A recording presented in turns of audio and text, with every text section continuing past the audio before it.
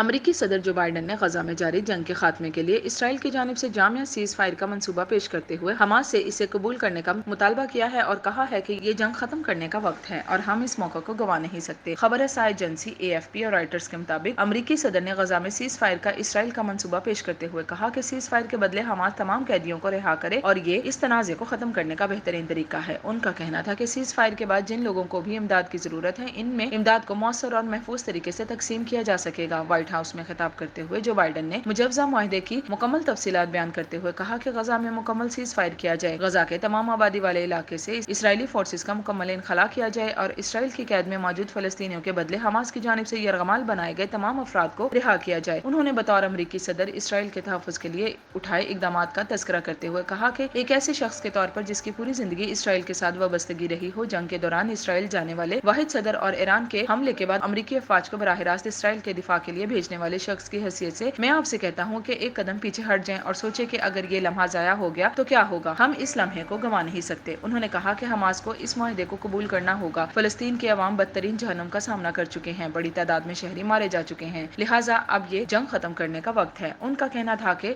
اس معاہدے کی بدولت فلسطینی عوام کے لیے خود ارادیت کا بہتر مستقبل میسر آ سکے گا اور فلسطینی اپنے گھروں کو واپس لوٹ سکیں گے۔ یہ پیشکش میز پر موجود ہے اور ہمیں اسی کی ضرورت ہے۔ امریکی صدر نے کہا کہ مجھے معلوم ہے کہ اسرائیل میں کچھ لوگ اس منصوبے پر رضامند نہیں ہوں گے، کچھ ایسے لوگ ہیں جو حکومت میں بھی موجود ہیں، لیکن اسرائیلی قیادت پر زور دیتا ہوں کہ وہ کسی قسم کے دباؤ کے بغیر اس معاہدے کی حمایت کریں ورنہ دنیا میں اسرائیل تنہا رہ جائے گا۔